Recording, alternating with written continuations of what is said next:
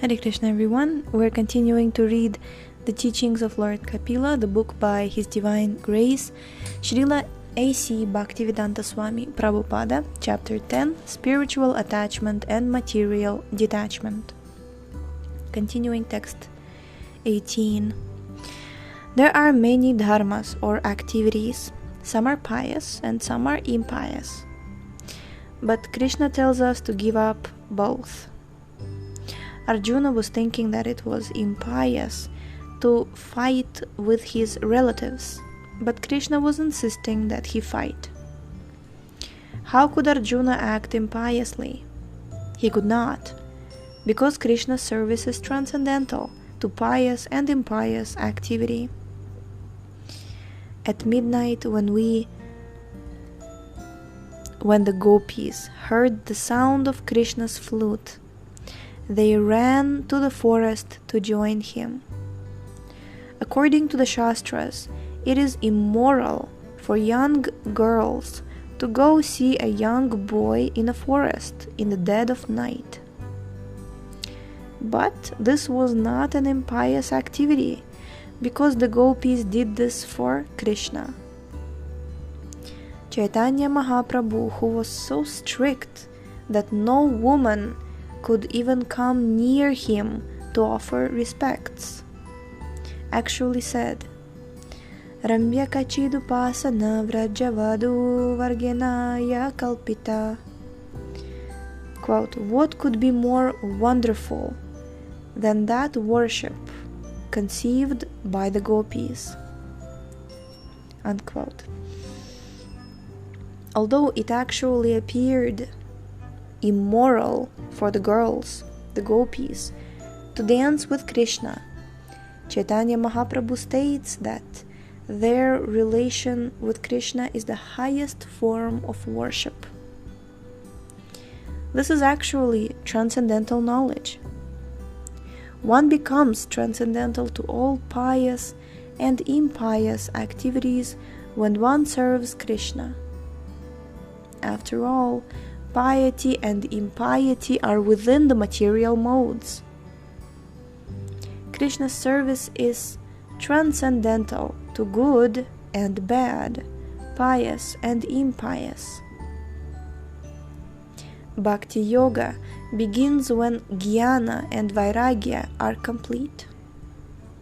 Jnana is knowledge, and Vairagya is detachment from matter and engagement of the mind in spirit. Both of these are automatically attained when we engage in devotional service to Krishna. Text 19.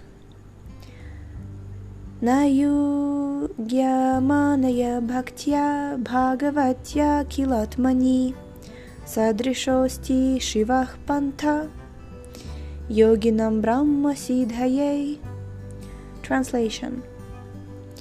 Perfection in self-realization cannot be attained by any kind of yogi unless he engages in devotional service to the Supreme Personality of Godhead, for that is the only auspicious path. Purport. That knowledge and renunciation are never perfect unless joined by devotional service is explicitly explained here. Nayugyamanaya means without being dovetailed. When there is devotional service, the question arises where to offer that service. Devotional service is to be offered to the Supreme Personality of Godhead, who is the Supersoul of everything. For that is the only reliable path of self-realization, or Brahman realization. The word Brahma Siddhaye means to understand oneself to be different from matter, to understand oneself to be Brahman. The Vedic words are Aham Brahmasmi. Brahma Siddhi means that one should know that he is not matter.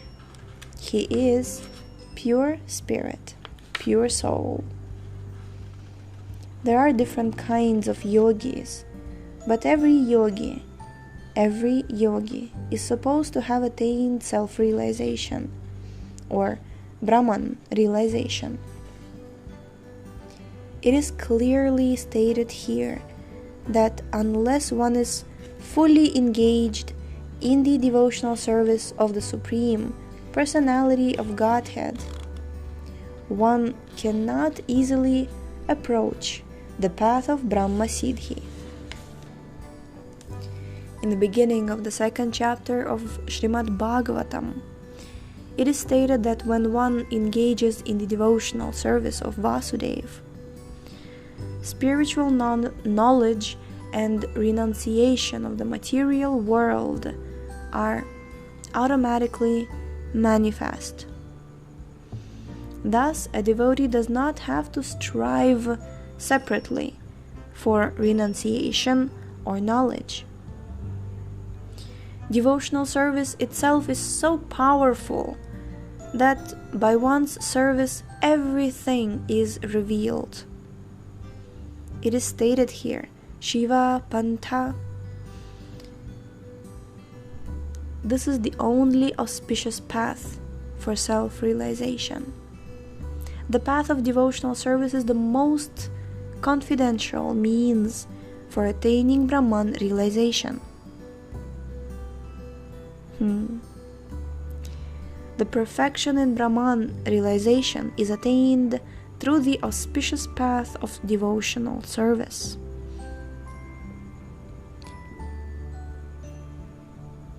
And that indicates that the so-called Brahman realization or realization of the Brahma Jyoti effulgence is not Brahma Siddhi. Beyond that Brahma Jyoti, there is the Supreme Personality of Godhead. In the Upanishads, a devotee prays to the Lord to kindly put aside the effulgence, Brahma Jyoti, so that the devotee may see within the Brahma Jyoti the actual, eternal form of the Lord. Unless one attains realization of the transcendental form of the Lord, there is no question of bhakti. Bhakti necessitates the existence of the recipient of devotional service and the devotee who renders devotional service.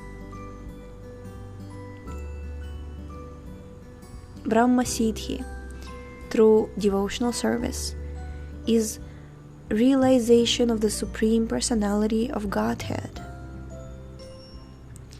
The understanding of the effulgent rays of the body of the Supreme Godhead is not the perfect stage of Brahma Siddhi or Brahman realization, nor is the realization of the Paramatma feature of the Supreme Person perfect, because Bhagavan, the Supreme Personality of Godhead, is Akhilatma.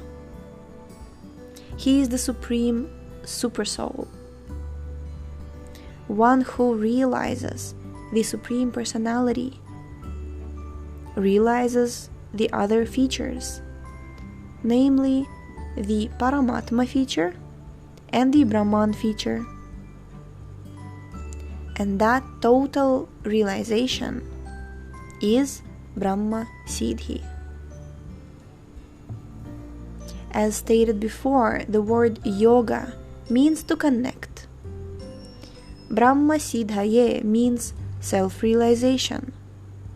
And Aham Brahmasmi means I am spirit soul. Actually, realizing oneself to be spirit is not sufficient.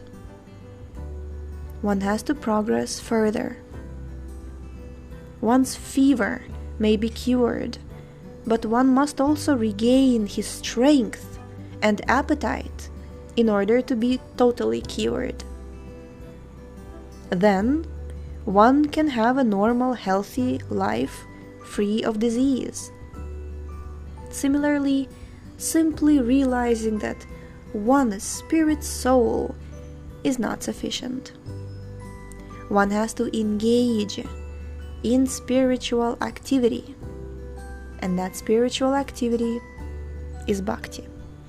We're going to stop here for today. I'm a little sick, so sorry for my voice. Thank you so much for tuning in today. The link to this book is in the description. Please check out our website, shravanamdiaries.com, and we shall see you tomorrow. Hare Krishna.